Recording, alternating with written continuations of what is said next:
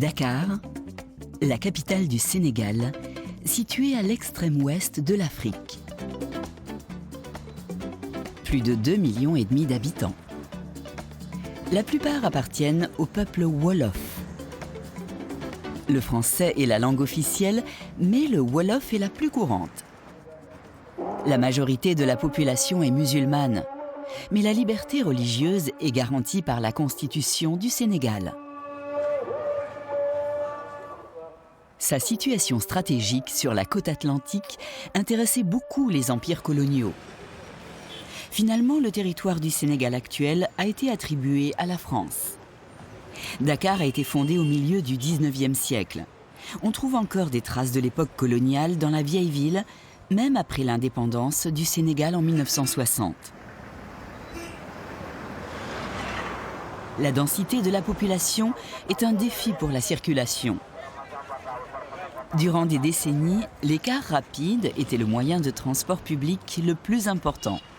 Ils vont presque partout et à bon marché. C'est Amadou Sow qui rend les bus aussi beaux et colorés. Il a étudié aux Beaux-Arts à Dakar et a trouvé sa voie dans la décoration des minibus.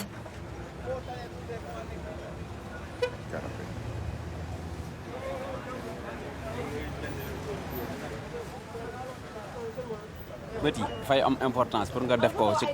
plus important pour Amadou sont les yeux, car ils forment le visage du car rapide. Ils sont placés au-dessus des phares et on les voit de loin.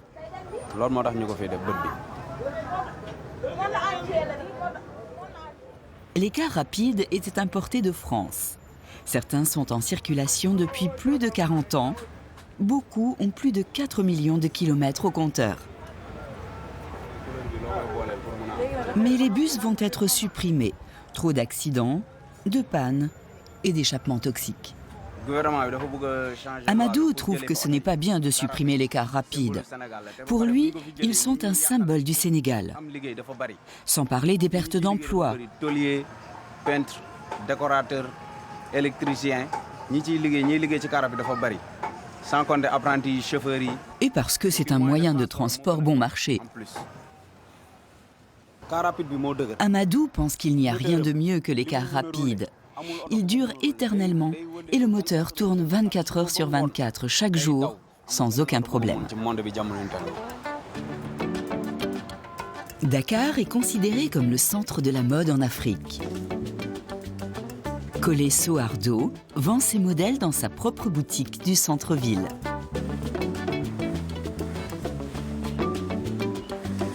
Ils sont fabriqués dans un petit atelier tout près d'ici. Ça, ce sont des tissus faits à la main. C'est du coton et de la soie. C'est des modèles qui prennent beaucoup de temps. Tu vois que ça, c'est mon amour, c'est 100% sénégalais. C'est une fierté, c'est ma fierté, moi, de travailler avec ce tissu-là. Mais bon, on ne peut pas faire des quantités avec ça déjà. Et voilà, on a pris d'autres matières pour pouvoir quand même que la maison puisse exister. On produit 10 000 tonnes de coton par an au Sénégal, presque tout pour l'exportation.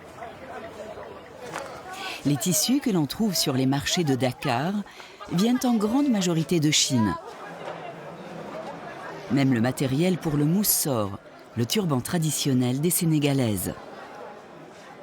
Les produits d'importation ont quasiment détruit l'industrie textile du Sénégal. Présentation de la nouvelle collection. J'ai fait un haut qui s'adapte à tout parce que cet haut, on peut le porter avec un pantalon si on veut, sans le pagne. Et le pagne, c'est africain. Voilà. J'ai essayé de mélanger les deux cultures. Et le chapeau qui remplace nos foulards, nos moussours comme on appelle. On n'a pas besoin de former un mannequin chez nous. Et on a besoin de choisir les tailles hautes. Vous lui demandez de marcher, tout de suite, il vous fait une démarche naturelle et très agréable. Et puis la vraie Sénégalaise est très noire. Voilà, et belle, voilà, naturelle surtout. Dans sa nouvelle collection, Collé bouscule les codes sexuels. C'est des tenues d'hommes. Et moi, j'en ai fait des tenues de femmes. Il faut vraiment qu'on partage notre culture, et ce qui est beau, et voilà. Et je suis satisfaite.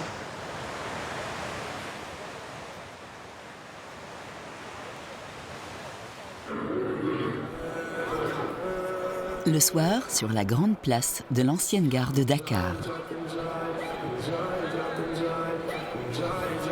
Mamita est venue avec Abba pour écouter son idole, Matador, un des rappeurs les plus réputés du Sénégal.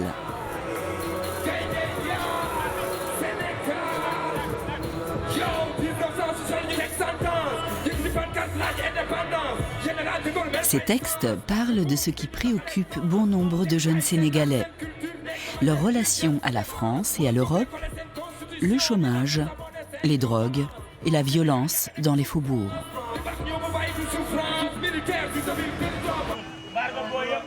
Matador est lui-même originaire d'un des quartiers de Dakar, de Thiaroye. Ses spectacles l'emmènent souvent à l'étranger, mais il revient toujours chez lui. Dans son quartier, Matador jouit d'un grand respect, notamment parce qu'il a un projet pour aider les jeunes de la rue. À Dakar, beaucoup de jeunes n'ont pas de vrai travail et beaucoup sont sans diplôme de fin d'études. Thiaroye, c'est un quartier pauvre, vraiment, où il y a beaucoup de jeunes et il n'y a pas d'infrastructure. Il n'y a rien qu'on a prévu pour ces jeunes-là, à part la drogue et la violence. Nous, on fait le rap pour nous battre, pour que l'État se rende compte qu'il y a plein de manquements au niveau des politiques de jeunesse que l'État a mis sur place. Il n'y a rien. Aussi pour conscientiser les jeunes sénégalais ou africains de dire que l'avenir, ce n'est pas aller en Europe, aux États-Unis, c'est rester ici et prendre notre destin en main et construire notre pays nous-mêmes, parce que personne ne le fera à notre place. C'est ça notre combat dans le rap. Là, j'ai eu la chance de travailler avec Matador. Il m'encadre dans les textes, dans les sons et tout ça. Et puisque j'ai déjà commencé, donc je vais continuer. Je vais être une grande artiste sénégalaise et internationale aussi. Abba a encore un peu remanié le texte. Chaque année, Matador choisit 2 jeunes talents qui pourront participer à un festival en Europe. Cette année, ce sont Abba et Mamita. Matador utilise un petit studio pour les préparer à leur montée sur scène. Mamita a 18 ans. Elle a déjà fait beaucoup de rap, mais elle n'a jamais fait d'enregistrement professionnel.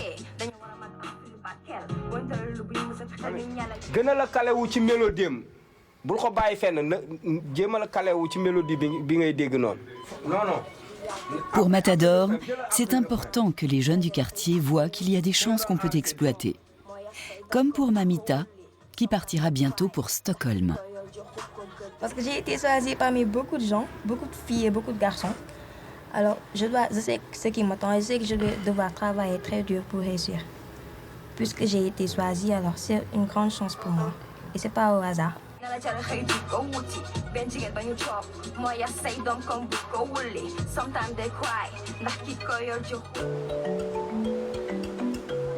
La plage de Yoff. Ce quartier s'est spécialisé dans l'activité de la pêche. Les habitants appartiennent à la communauté des Lebou. Alioune Sen vient d'une famille qui habite Yoff depuis des générations. Les femmes vendent ce que pêchent les hommes. Chez les Lebou, tout ce qui touche à l'argent passe par les mains des femmes. 25 000 francs africains, environ 40 €, voilà ce que propose la cliente pour la caisse de dorade. C'est trop peu, se plaint Alioune. Mais elle finit par accepter l'offre de la femme. Alioune raconte que les Lebou pratiquent la pêche depuis toujours. Leurs ancêtres étaient également agriculteurs, mais aujourd'hui, les Lebou n'ont plus de terre.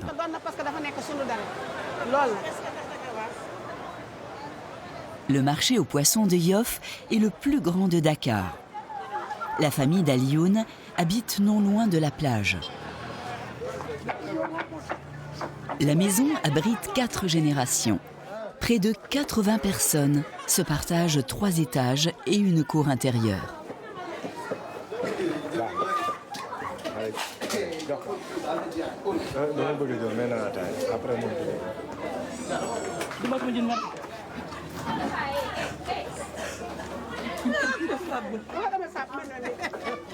Les femmes de la communauté Lebou s'occupent de tout ce qui a trait à la famille et passent pour être sûres d'elles.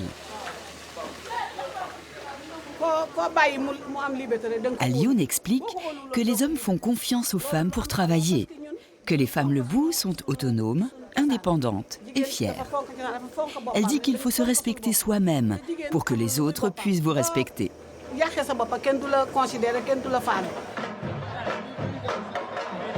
Tard le soir, les femmes du quartier affluent sur la place.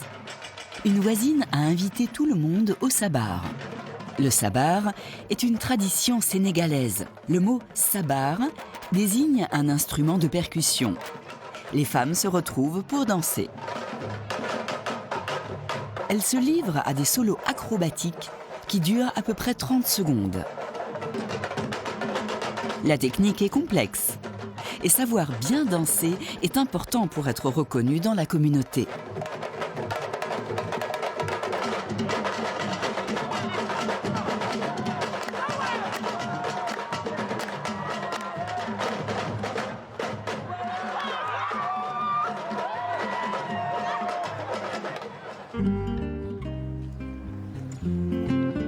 Le quartier Liberté 6.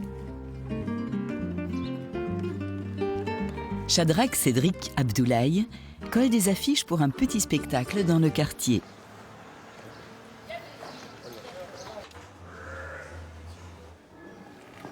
Il leur faut un vélo, quelques outils, des câbles et des prises. Cédric et ses amis présentent des films aux gens des quartiers et villages pauvres. Dans les régions, il n'y a pas encore d'électricité et les gens là, sans électricité, ils n'ont pas de poste téléviseur. Alors nous, on apporte cette modernité de la ville, de la zone urbaine, dans ces lieux locaux-là. Et on envisage à envoyer des gens qu'on va appeler des cinécyclistes dans ces régions-là. Mais par contre, à Dakar également, on veut montrer le système, comment est-ce qu'on arrive à produire l'énergie nous-mêmes, montrer le système aux gens et également, étant donné qu'il y a à l'heure actuelle des manques de salles de cinéma, on fait nos petites salles de cinéma en plein air.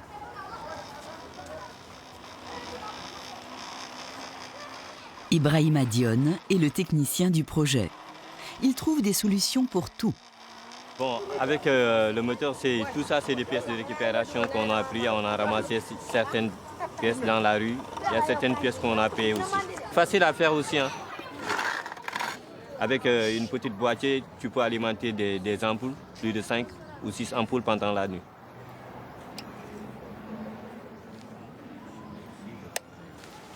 L'équipe dispose le matériel technique sur une place. Le vélo fournit l'électricité pour le vidéoprojecteur. Là, on est en train de régler le pico-projecteur. Donc d'ici 5 minutes, on va lancer la première vidéo. On va présenter un vieux film sénégalais. Des décennies durant, le Sénégal avait sa propre tradition cinématographique. Mais aujourd'hui, la télévision a pris la place du cinéma.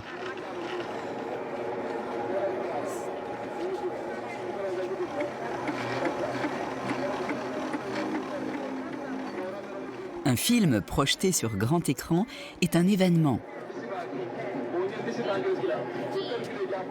Les enfants apprécient la technique de projection autant que le film lui-même. Et même sans l'océan de lumière des autres grandes villes, Dakar vit presque autant la nuit que le jour.